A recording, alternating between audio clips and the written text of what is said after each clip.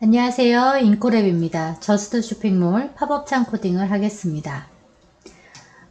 코딩의 마지막 단계이죠. 팝업창인데요. 팝업창은 공지사항이나 갤러리의 그 지시사항과 연결이 되어 있습니다. 우리 공개 문제를 먼저 살펴보겠습니다.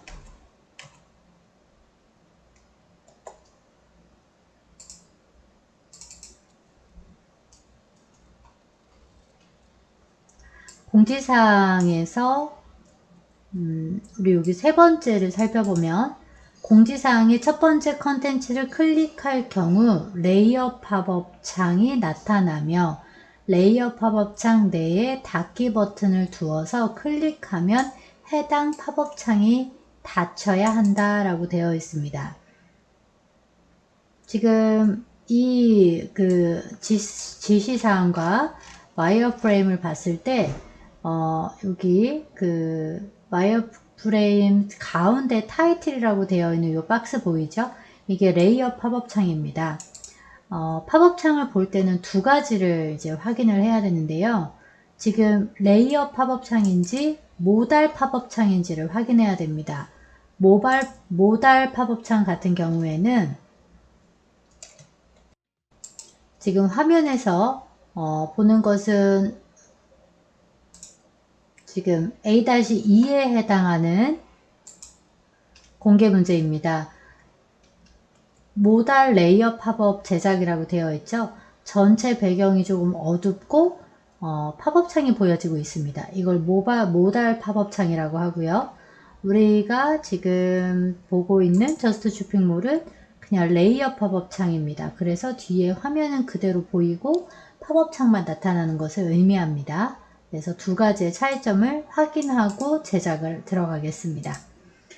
자, 팝업 창은 전체 컨텐츠 위에 올라오기 때문에 바디 바로 밑에다 해줍니다. 그래서 팝업이라고 주석을 달아주고요. div id를 쓰겠습니다. 팝업이라고 하겠습니다. 팝업 창이니까요. 그 안에 우리가 와이어프레임에서 봤을 때 지금 타이틀이 있고 내용이 있고 닫기 버튼이 있습니다. 이 두 개의 영역을 나눠주겠습니다. 그래서 div 클래스를 팝콘이라고 해줄 거고요. 콘텐츠가 들어갈 거라고 해서요. div 클래스를 팝btn이라고 하겠습니다. 만약에 이거 공통으로 들어가는 게 싫으면 콘과 btn이라고 해도 괜찮습니다. 어떤 의미인지 알고 있겠죠? 자, 해서 이제 여기에 들어갈 내용들을 제공 자료에서 가지고 오겠습니다. 푸터 컨텐츠의 메모장에 있는지 체크해 보겠습니다. 그러면 레이어 팝업창 제목 및 내용이 있습니다. 제목에 해당하는 것과 내용에 해당하는 것이 있습니다.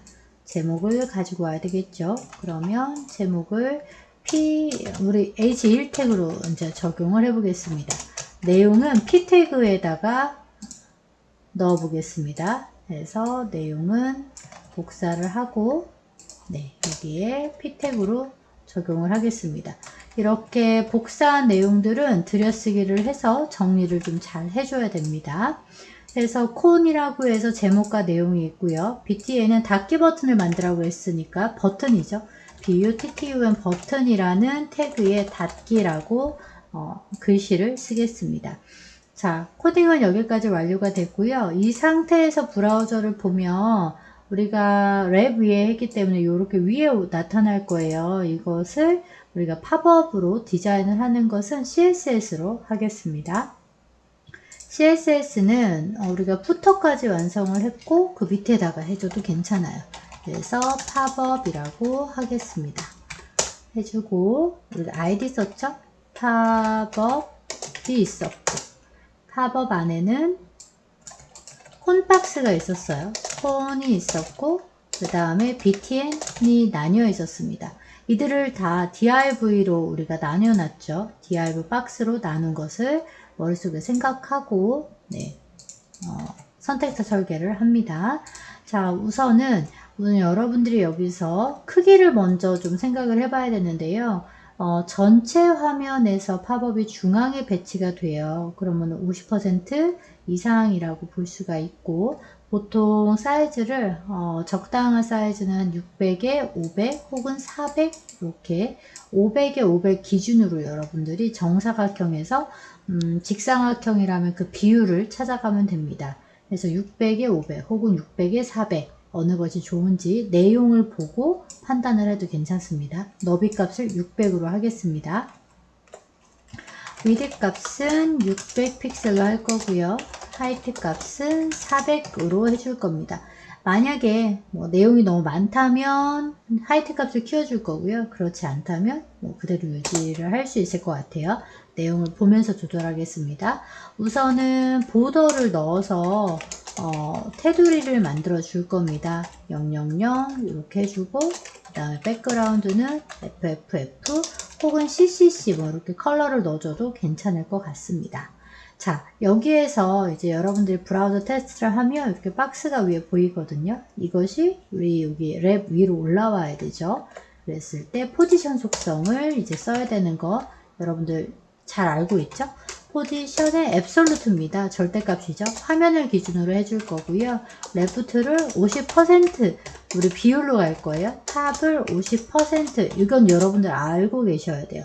정중앙에 배치를 하려면 레프트 탑을 50%로 두고 확인을 해보면 이 지점이 50인 중앙 지점이에요. 근데 이걸 전체 이 박스의 센터를 맞춰야 되잖아요. 그래서 공식처럼 쓰이는데 트랜스폼에 트랜스레이트라고 있습니다. 그래서 위치 이동을 할 거예요. 그래서 레프트하고 탑에 마이너스 50%, 콤마 또 마이너스 50%, x하고 y축을 마이너스 50% 해주게 되면 중앙으로 배치가 됩니다. 그런데 지금 어떻게 됐어요?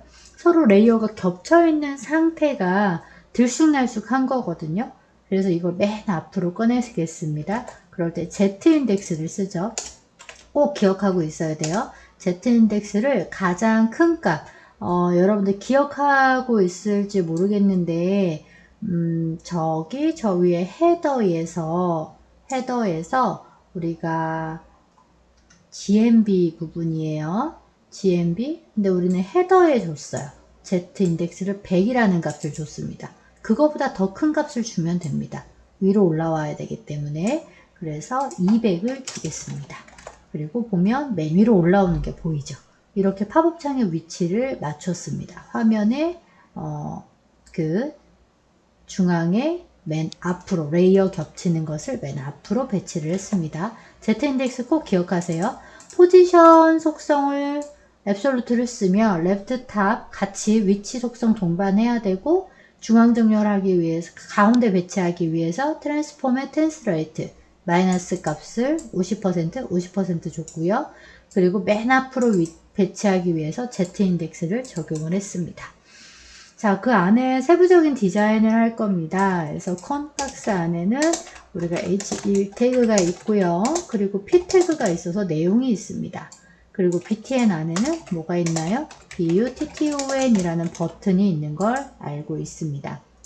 우선 문자에 대한 폰트 디자인을 좀 할게요. 폰트 사이즈를 좀 가장 크게 해줄게요. 40픽셀을 줄 거고 약간 아랫옆에 줄게요. 마진, 바텀을 30픽셀 정도 주겠습니다. 그럼 폰트 똑같이 폰트 사이즈와 마진 바텀을 P 태그에도 줄 건데요. 한 18포인트 줄까요? 16이나 18포인트 주겠습니다. 마진 바텀도 30 정도 적용을 하겠습니다. 브라우저 테스트를 해보면 이렇게 큼직하게 나왔는데 너무 외곽에 있잖아요. 내부 여백을 좀 줘야 되겠죠. 그러면은 여기 테두리가 있는 박스에 줘야 되니까 그것은 바로 팝업이죠. 그래서 패딩을 30픽셀 정도 줄 거예요. 근데 여러분들 잘 알고 있어야 됩니다. 위드 하이트에 패딩을 추가하면 박스가 늘어나잖아요. 근데 나는 그 크기를 유지하고 싶어요.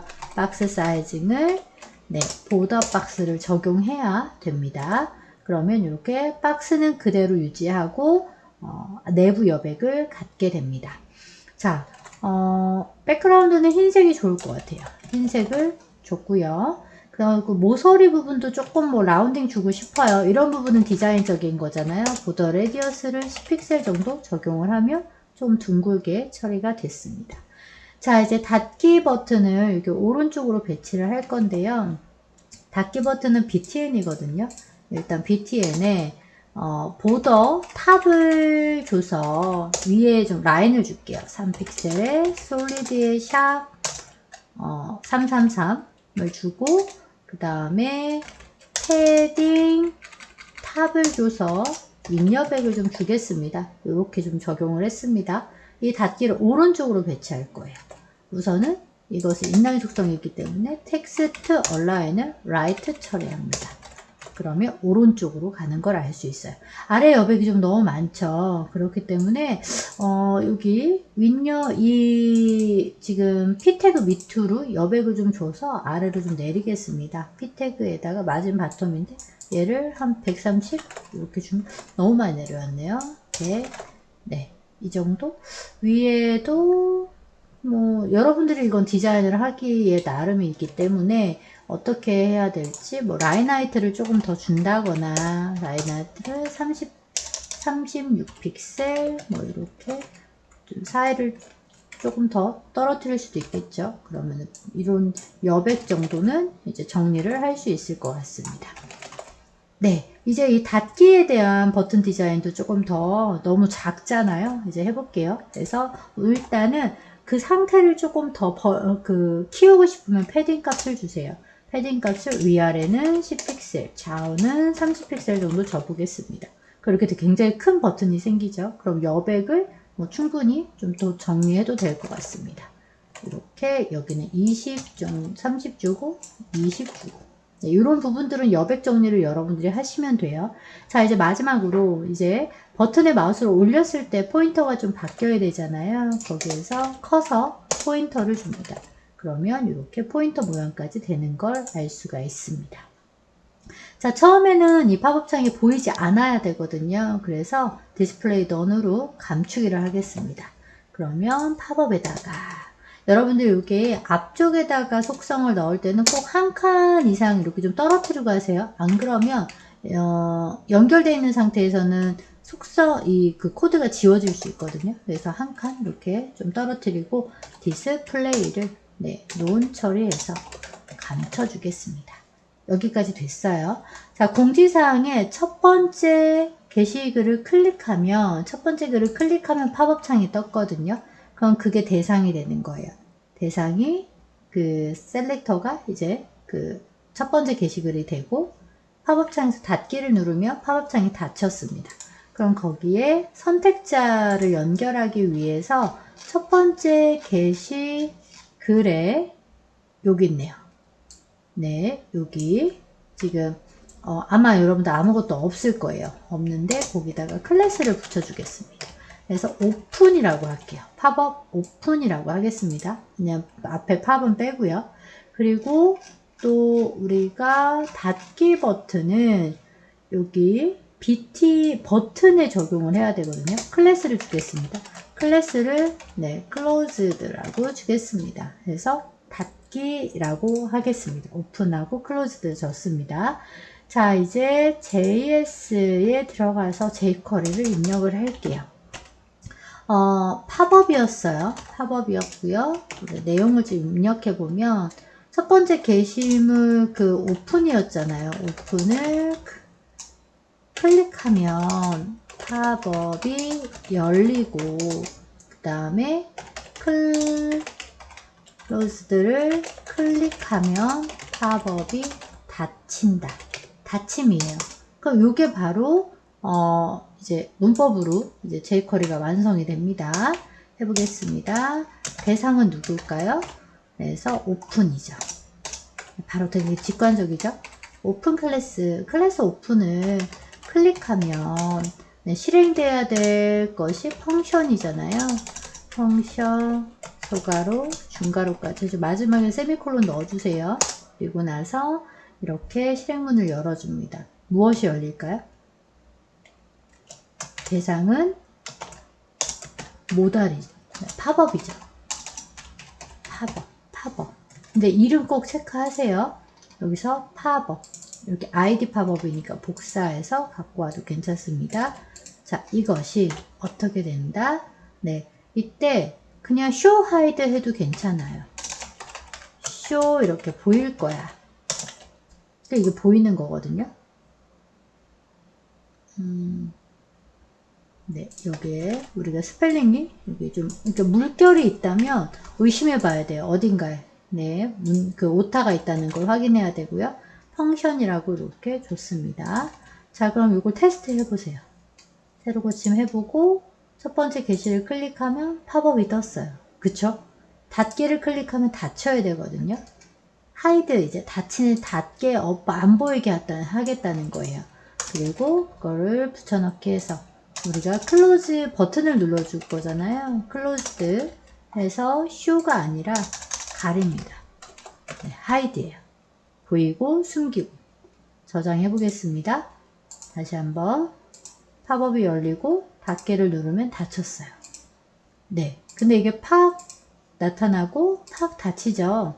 이걸 자연스럽게 하려면 이 쇼를 페이드 인으로 바꿔주고요.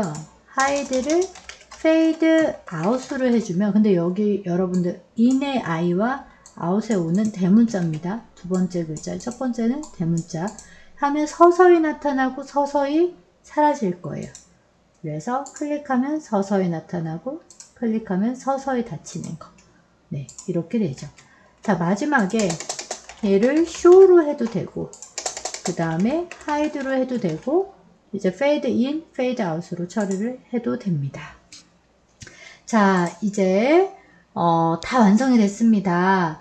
우리 로고를 클릭했을 때부터 탭키를 눌러보세요. 탭키를 눌러보면 이렇게 지금 박스가 지금 보여지고 있습니다. 그래서 이렇게 되고요. 엔터 눌러도 이렇게 넘어가고 배너, 쇼컷, 그 다음에 하단에 로고도 이렇게 탭이 걸리죠.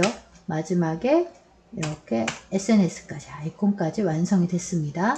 공지사항에서 네, 첫 번째 게시물을 클릭하면 팝업도 떴고 닫기를 누르면 완료가 됐습니다. 자, 잘 완성이 됐나요? 네, 여러분들 지금까지 우리가 7개의 영상을 통해서 저스트 쇼핑몰을 완성을 했는데요. 설명을 많이 하면서 작업을 했기 때문에 시간이 조금 오래 걸렸습니다. 다음 영상부터는 설명은 좀 줄이고 작업하는 시간에 집중해서 조금 짧게 영상을 만들겠습니다. 고생 많았습니다. 여기까지 여러분들 저스트 쇼핑몰을 잘 완성했다면 다음 공개 문제들도 충분히 할 수 있을 거예요. 파이팅하고 시험을 잘 대비하기 바랍니다. 영상 마치겠습니다.